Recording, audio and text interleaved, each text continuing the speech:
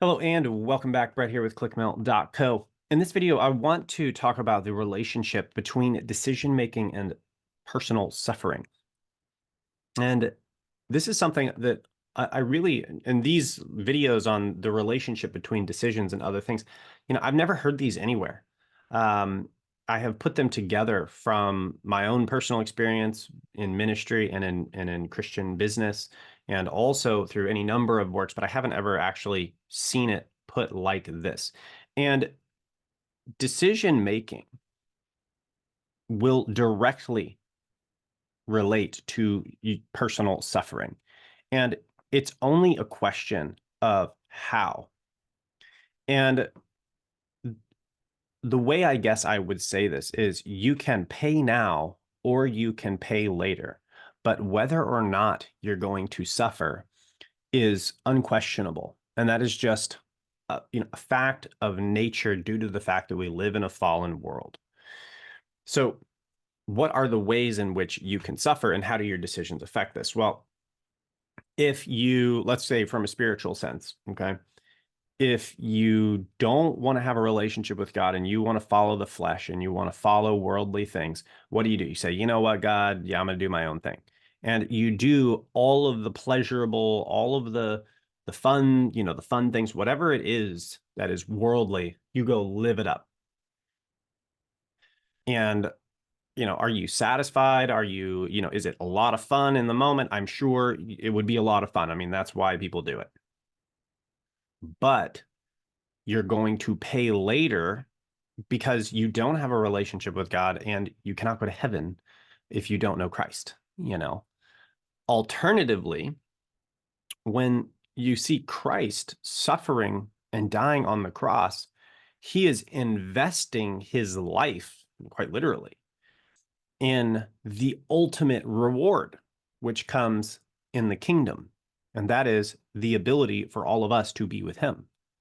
So in our case, we can suffer in this life and delay gratification and put to death the flesh and invest our life and our resources into godly things, die to ourselves, and build up a reward that will bless us later. And that's obviously the biblical route.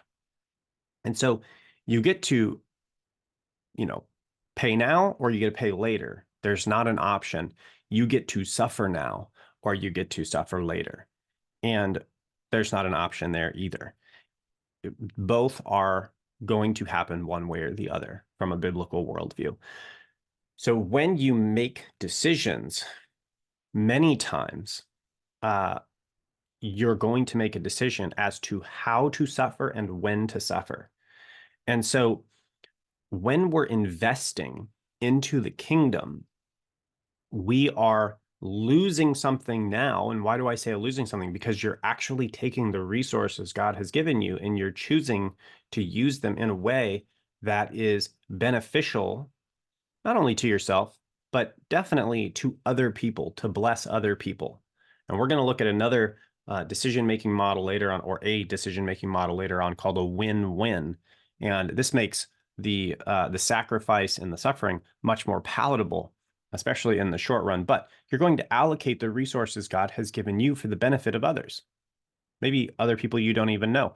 For example, right now, I'm allocating my time and presumably even money I could be making in a consulting call, and I'm investing it into this course in you right now, in hopes that more people will be able to take this information and go out with it. And I can give it to more people less expensively than just consulting with, say, one medium to large ministry, because I want to see more kingdom fruit.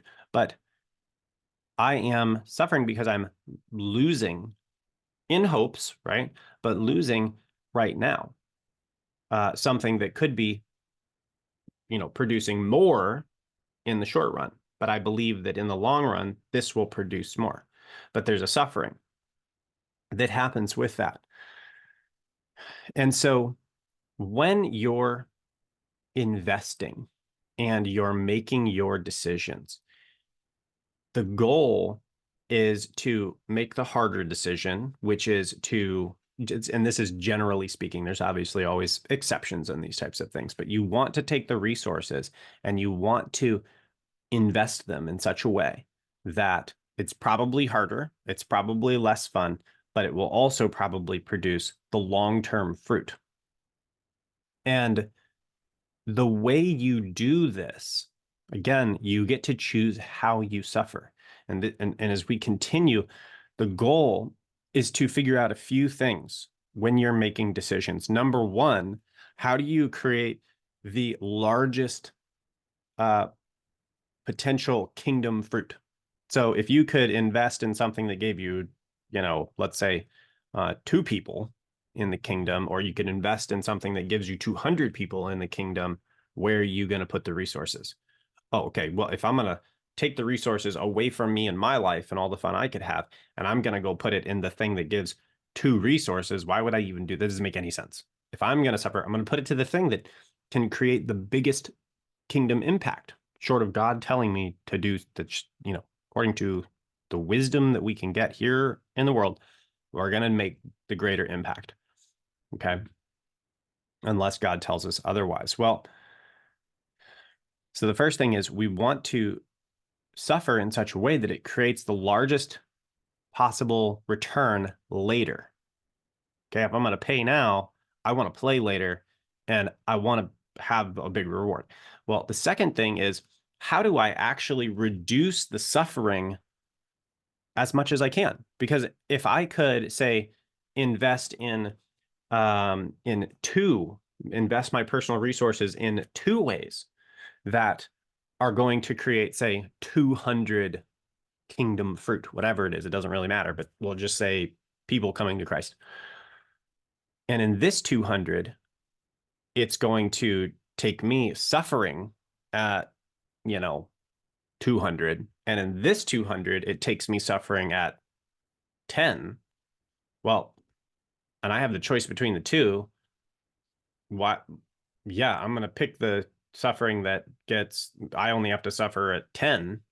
The other one would have required me to suffer at 200. Well, I don't want to do, would I do it? I guess if I really felt like that was God's will. At the same time, if it's just the choice between the two and it's my choice, I'll suffer at a 10 and I'll get the same fruit. So just because you have to suffer doesn't mean you have to suffer the worst way possible. A lot of times there are ways to reduce the suffering that you have to take to produce the same type of fruit. And so when we're talking about decisions, anytime you cut off, you're sacrificing. What are you sacrificing? Well, you're sacrificing the vine on that. So that was, prior video. But when you cut it off, you're also suffering because you have to lose something when you cut. So hopefully this is a great or a helpful video when thinking about decisions. And in the next video, we're going to go over one more relationship in decision making. And I think we're going to get a little bit more positive there in these videos with sacrifice, suffering, resource allocation. The point is that unfortunately, we live in a fallen world. We live in a world where resources are limited to some extent, but in the case of money, you can always get more money. You can, you get new time, attention, energy, not time. You get new attention and energy every day.